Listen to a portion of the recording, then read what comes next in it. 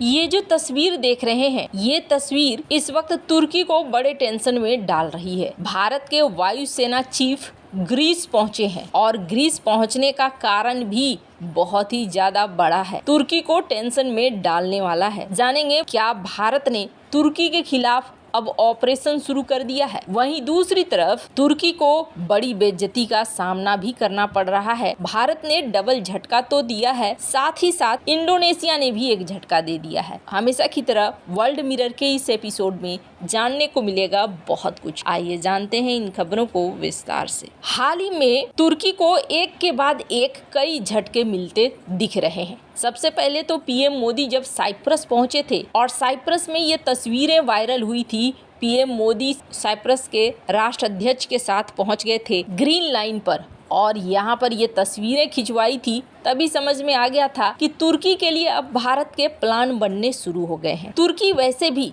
भारत के इर्द गिर्द अपना जाल फैला रहा है। तुर्की का दायरा अब अपने देश के अंदर तक नहीं रह गया है, बल्कि वो बाहर आता जा रहा है। और इसी क्रम में देखने को ये भी मिला था कि तुर्की न सिर्फ अपने राजनीतिक दायरे को बढ़ा रहा है, बल्कि आर्थिक तौर पर भी अपने आप को मजबूत करने के लिए डिफेंस सेक्टर में आगे बढ़ता चला जा रहा है। डिफेंस सेक्टर में उसने हाल फिलहाल में कई देशों को ड्रोन बेचे थे, जिसमें से पाकिस्तान भी है और मालदीव भी है। बांग्लादेश को भी TB2 ड्रोन्स मिले, पर भारत ने ऑपरेशन सिंदूर के दौरान ड्रोन का जो हाल किया, उसके बाद तुर्की के लिए एक बेइज्जती तो हुई। पर अब तुर्की ने क्या किया, नया पासा फेंका था हाल में, और वही पासा उसके लिए उल्टा भी पड़ गया। तुर्की ने हाल ही में अपने 5वीं पीढ़ी के स्टील्थ फाइटर जेट कान के लिए इंडोनेशिया के साथ 48 विमानों का सौदा पक्का होने का दावा कर दिया। और सिर्फ इतना ही नहीं, तुर्की के राष्ट्रपति रजब तैयब अर्दोगन ने 11 जून 2025 को सोशल मीडिया प्लेटफॉर्म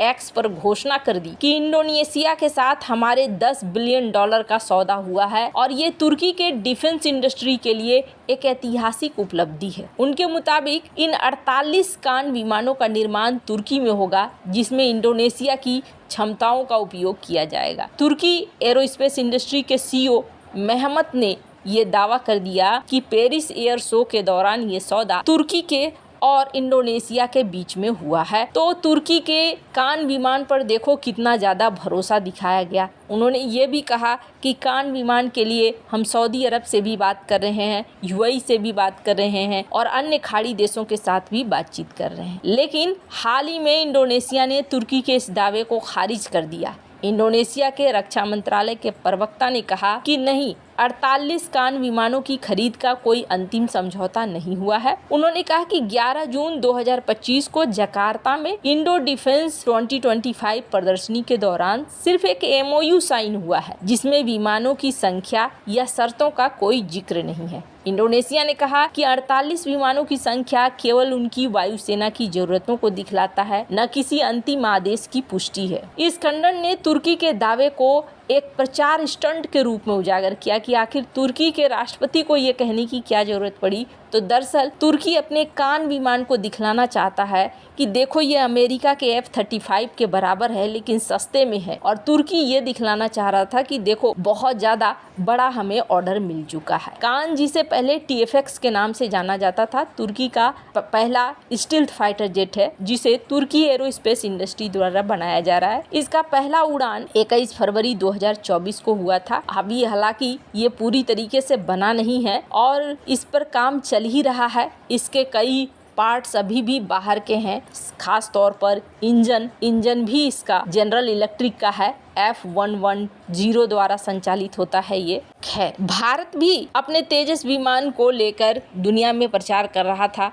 लेकिन तुर्की का तरीका एकदम से अलग है। तुर्की ने दावा कर दिया कि भाई सऊदी अरब भी 100 विमान खरीदेगा, UAE भी खरीदेगा, पाकिस्तान भी खरीदेगा, अजरबैजान भी खरीदेगा। ये एक भूमिका बनाने की कोशिश कर रहे हैं ताकि डिफेंस मार्केट में इनका नाम बढ़े। लेकिन भारत ने यहाँ जो झटका दिया ड्रोन को तबाह करके, इसके अलावे दूसरा झटका भारत ने पर्यटन के मामले में दे दिया है। जिस तरीके से ऑपरेशन सिंदूर के बाद तुर्की के खिलाफ बायकॉट का मुहिम चला, उस तुर्की के खिलाफ इस रुख ने बहुत ज्यादा मदद करी है। ऑनलाइन ट्रेवल कंपनियां जैसे मेक माई ट्रिप, इजी माई ट्रिप, क्लियर ट्रिप ने तुर्की के टूरिस्ट पैकेज को बढ़ावा देना बंद कर दिया है। नतीजा ये हुआ कि तुर्की जाने वाले भारतीय पर्यटकों की संख्या में भारी कमी आ गई है। मई 2024 में जहां 41,554 भारतीय पर्यटकों ने तुर्की की यात्रा की थी, वहीं मई 2025 में यह संख्या घटकर 31,659 रह गई,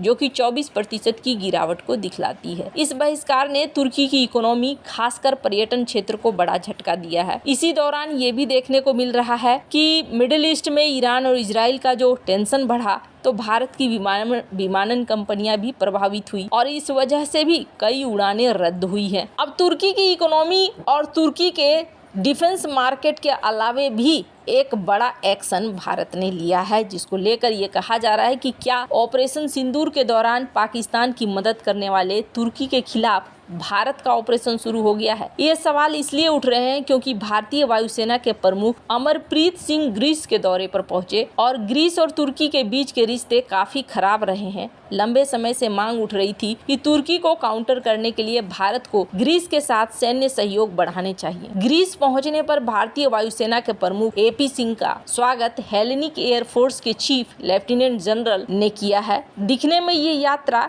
एक सामान्य सैन्य सहयोग का हिस्सा लग सकता है, लेकिन इसके राजनीतिक और रणनीतिक मतलब कहीं ज्यादा है। भारत और ग्रीस के बीच में कई युद्धाभ्यास होते हैं। हाल ही में तरंग शक्ति सैन्य अभ्यास भी हुआ है, लेकिन वायुसेना प्रमुख AP सिंह के इस दौरे के समय और इसके मतलब ने तुर्की को टेंशन में डाल दिया होगा। ये वही तुर्की है जो पाकिस्तान का रणनीतिक साझेदार बना हुआ है और हाल ही में भारत विरोधी आवाजों के लिए एक प्रमुख मंच भी बना हुआ है। ग्रीस पहुंचने पर भारतीय वायुसेना प्रमुख को हेलेनिक वायुसेना के संगठन, मिशन और ऑपरेशनल गतिविधियों के बारे में जानकारी दी गई। इसके अलावा दोनों देशों के बीच ऑपरेशन और ट्रेनिंग जैसे काम बढ़ाए जा रहे हैं। ग्रीस दौरे के दौरान भारतीय वायुसेना प्रमुख और ग्रीस के प्रमुख के साथ बैठक हुई है। बैठक के बाद कहा जा रहा है कि इनकी एकेडमी का दौरा भी होगा, लेकिन भारतीय वायुसेना से क्या चाहता है ग्रीस, ये सबसे बड़ा सवाल है। ग्रीस और तुर्की के बीच में वैसे ही संबंध हैं जैसे पाकिस्तान और भारत के बीच में है और इनके लिए कश्मीर कौन है? साइप्रस में हाल ही में PM मोदी गए थे, उस समय भी दिखा था कि भारत क्या चाहता है। अब यहाँ ग्रीस पहुंचे हैं वायुसेना प्रमुख। कहा जा रहा है कि ग्रीस को